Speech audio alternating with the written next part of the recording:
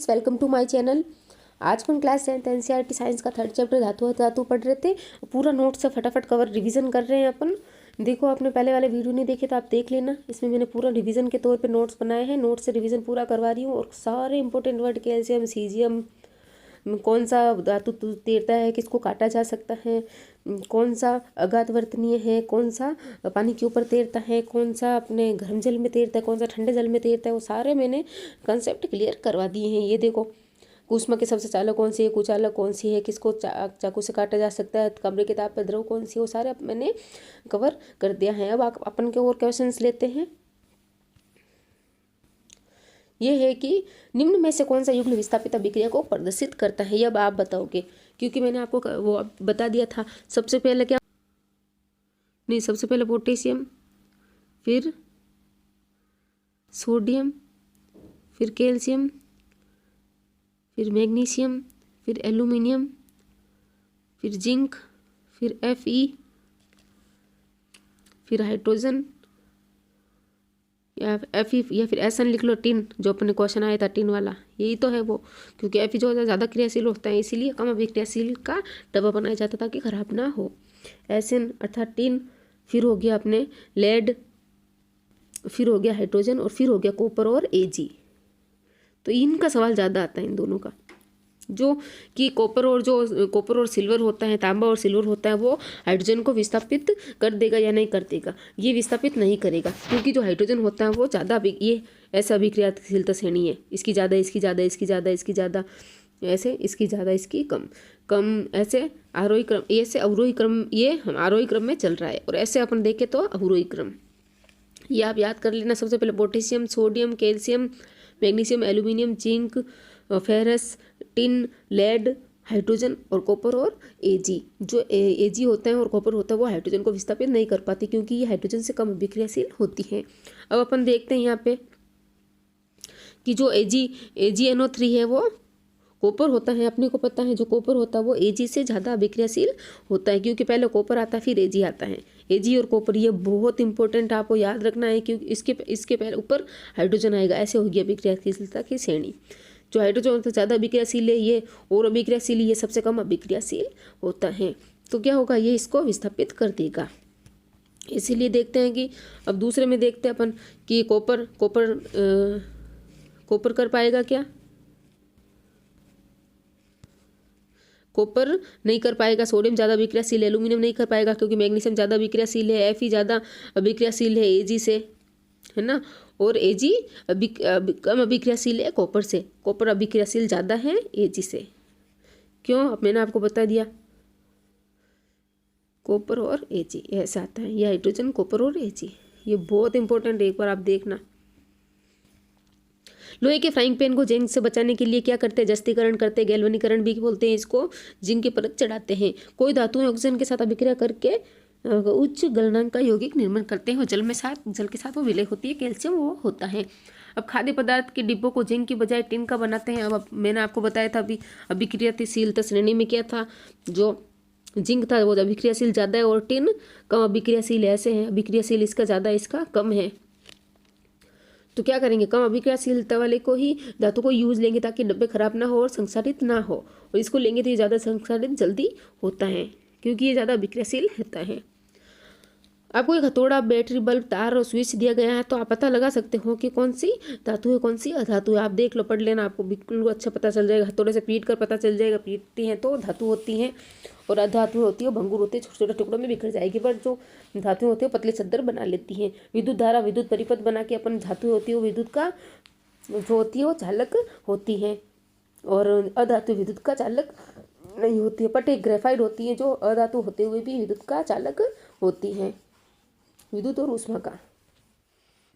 उभयधर्मी oxide मैंने आपको बता दिया था, दो याद रखना आपको, जिंक और अपने एल्यूमिनियम और जिंक, ये दो याद रख लो। इनके ऑक्साइड होते हैं वो उभयधर्मी होते हैं। ये अम्लीय के साथ, अम्लीय और क्षार के दोनों गुण, दोनों टाइप की अभिक्रिया करते हैं, इसलिए इनको उभयधर्मी ऑक्साइड कहते हैं। दो धातु के नाम बताइए जो तनु अम्ल से हाइड्रोजन को विस्थापित कर देंगे, और दो धातु जो ऐसा नहीं कर सकती। चलो, अपन को पता है, अपन ने सक्रियता श्रेणी में देखा था। सबसे पहले था पोटेशियम, फिर था अपने सोडियम, फिर था अपने कैल्शियम, फिर मैग्नीशियम, फिर एल्यूमिनियम, फिर जिंक, फिर Fe, फिर Sn और फिर हाइड्रोजन और फिर Cu और Ag।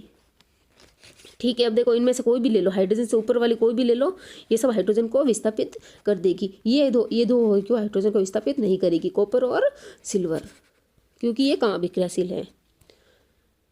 किसी धातु M के विद्युत अपघटन परिष्करण मतलब शुद्धिकरण में आप एनोड, कैथोड और विद्युत अपघटय किसे बनाएंगे। अब देखो धातु M है कोई, अब धातु का यहाँ पे नाम नहीं दिया गया है, ठीक है, कोई धातु दिया गया है, तो अपन जो भी शुद्ध होती है उसको हमेशा कैथोड बनाते हैं, जो अशुद्ध होती है उसको अपन हमेशा एनोड बनाते हैं।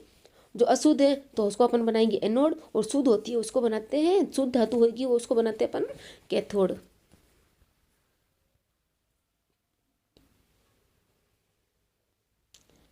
और विद्युत अपघटय जो होता है वो विलयन होता है।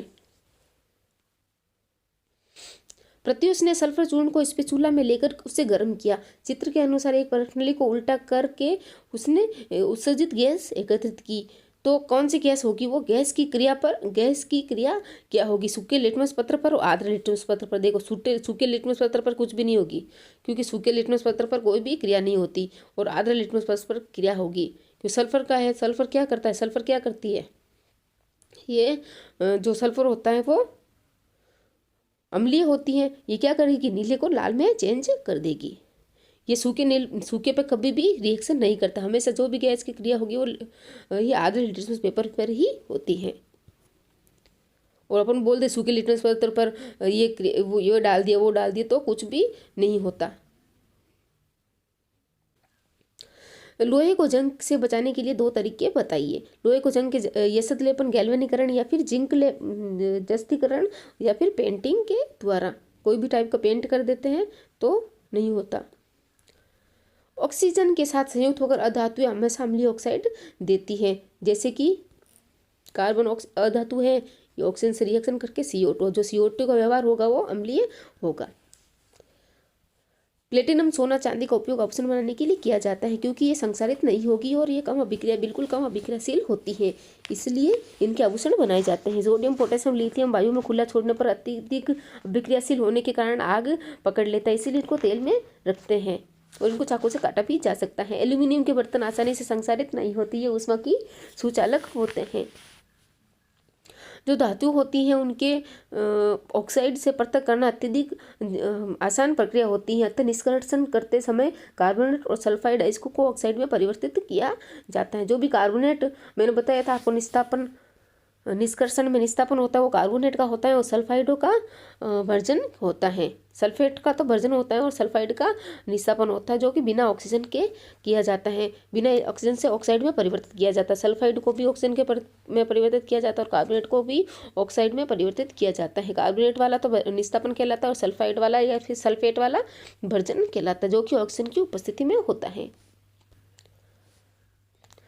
आपने तांबे के मलिन बर्तन को नींबू या इमली के रस से साफ करते हुए अवश्य देखा होगा। ये खट्टे पदार्थ बर्तन को साफ करने में क्यों प्रभावी होते हैं? अब अपने को पता, नींबू या इमली जैसे खट्टे अम्ल होते हैं, खट्टी चीज़ों में अम्ल पाया जाता है। ये तांबे के साथ अशुद्ध पदार्थ को साफ करने के लिए प्रभावी होता है, इसीलिए तांबे के बर्तन में चमक आ जाती है।